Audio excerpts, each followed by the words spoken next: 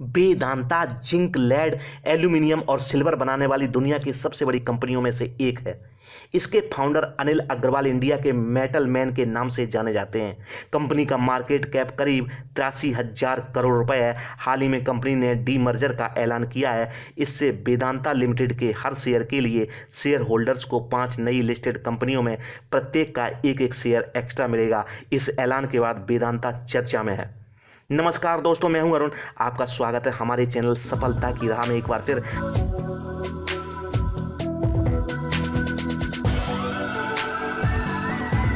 सफलता की राह में हम लाते हैं ऐसी स्टोरी जिसे सुनकर होगी आपकी सफलता की राह और आसान। आज की सफलता की राह में कहानी वेदांता की। तो देर किस बात की, कीजिए हमारे चैनल को लाइक और सब्सक्राइब और जानिए जिंक बनाने वाली देश की सबसे बड़ी कंपनी की कहानी को। दोस्तों, अनिल अग्रवाल बिहार के पटना में पैदा हुए। वे 4 भाई बहन थे। पिता की आमदनी बहुत ज़्यादा नहीं थी। वे पटना में ही एक छोटी सी एल्यूमिनियम कंडक्टर की दुकान चलाते थे। अनिल की शुरुआती पढ़ाई पटना में ही हुई। इसके बाद आगे की पढ़ाई के लिए उन्हें पटना से बाहर जाना था, लेकिन उन्होंने तय किया कि वे पिता के बिजनेस में हाथ बटाएंगे। इसके बाद वे पिता के साथ काम करने लगे। हालांकि कुछ सालों बाद अनिल का मन फिर से बाहर जाने का होने लगा। 19 साल की उम्र में ही पटना से मुंबई आ गए। साथ में था एक टिफिन बॉक्स और बिस्तर। अनिल ने पिता को बिजनेस करते हुए देखा था, इसलिए उन्हें नौकरी की दुनिया पसंद नहीं आई। मुंबई आने के बाद कुछ सालों तक अनिल अलग अलग धंधे में हाथ आंजमाते रहे। कुछ समय तक कबाड़ी का बिजनेस भी किया। कैम्ब्रिज में एक बार बोलते हुए उन्होंने बताया था कि मेरे शुरुआती 30 साल संघर्ष में बीते, सालों तक डिप्रेशन में रहा। उसके बाद मुंबई में एक घर लिया, फिर पत्नी और बेटे को भी बुला लिया। कैम्ब्रिज में स्पीच के दौरान अनिल ने पत्नी की तारीफ करते हुए कहा था कि उन्होंने इस छोटे से मकान को घर बना दिया। एक बार सोशल मीडिया पर अनिल ने बताया था, मैंने बहुत उम्मीदों से पहली कंपनी खरीदी, लेकिन कोई खास फायदा नहीं हुआ। 10 साल बहुत मुश्किल हालातों में गुजरे। इसके बाद 1976 में शमशेर स्टर्लिंग केबल कंपनी खरीदी। तब मेरे पास वर्कर्स को सैलरी देने और रॉ मटेरियल खरीदने के लिए पैसे नहीं थे। दिन भर में पेमेंट क्लियर कराने के लिए बैंकों के चक्कर काटता था। इसके बाद मैंने अलग अलग फील्ड में 9 बिजनेस शुरू किए। हर बिजनेस में असफलता मिली, लेकिन मैंने हार नहीं मानी। इसके बाद 1976 में अनिल ने एक नई कंपनी शुरू की और नाम रखा वेदांता रिसोर्सेज। शुरुआत में ही इस बिजनेस में उन्हें फायदा होने लगा। इस प्रॉफिट का उन्होंने दूसरी कंपनियों को अधिग्रहित करने में इस्तेमाल किया। 1993 में उन्होंने औरंगाबाद में एल्यूमिनियम शीट्स और फॉइल्स बनाने का प्लांट लगाया। इसके बाद ही यह भारत की पहली कॉपर रिफाइनरी प्राइवेट कंपनी बन गई।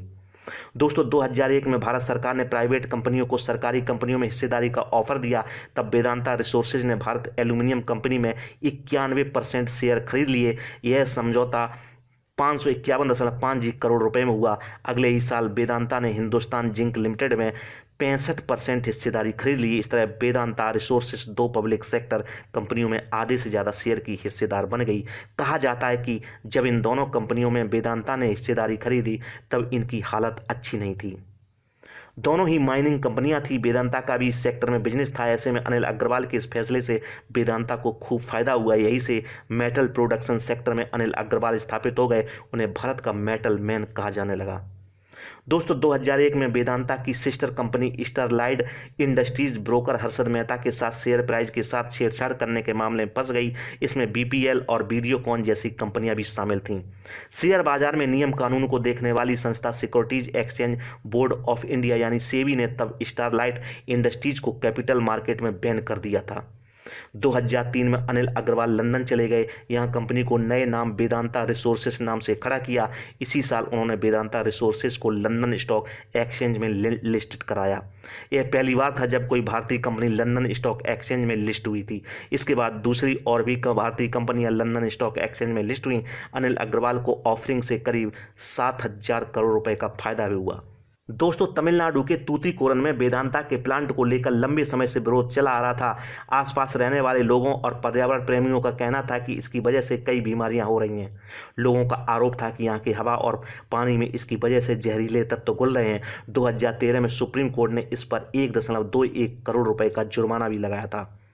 2018 में स्थानीय लोगों और पर्यावरणविदों ने इसके विस्तार को लेकर प्लांट के बाद धरना देना शुरू किया। इस दौरान ही पुलिस और प्रदर्शनकारियों के बीच झड़प हुई और पुलिस फायरिंग में 13 लोग मारे गए।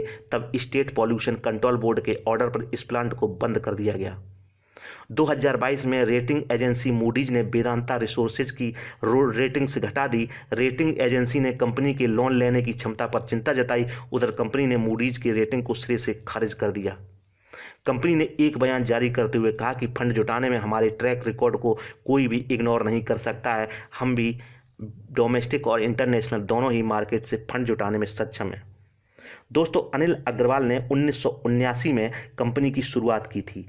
2022-23 में कंपनी का रेवेन्यू 1.4 लाख करोड़ रुपए रहा। कंपनी का मार्केट कैप फिलहाल 83,321 करोड़ रुपए है। माइनिंग, ऑयल, गैस और इलेक्ट्रिक यूटिलिटी सेक्टर में कंपनी का कारोबार फैला हुआ है। भारत के अलावा साउथ अफ्रीका, लाइबेरिया और नामीबिया में इसके ऑपरेशंस हैं। आज आपने जाना वेदांता के बारे में। अब हम विदा लेते हैं, फिर हाजिर होंगे एक नई स्टोरी के साथ। आप क्या सोचते हो आज की स्टोरी के बारे में कमेंट बॉक्स में कमेंट करके ज़रूर बताएं। अगर मेरे द्वारा दी गई स्टोरी आपको अच्छी लगती है तो मेरे चैनल को लाइक, शेयर और सब्सक्राइब करना ना भूलें। धन्यवाद।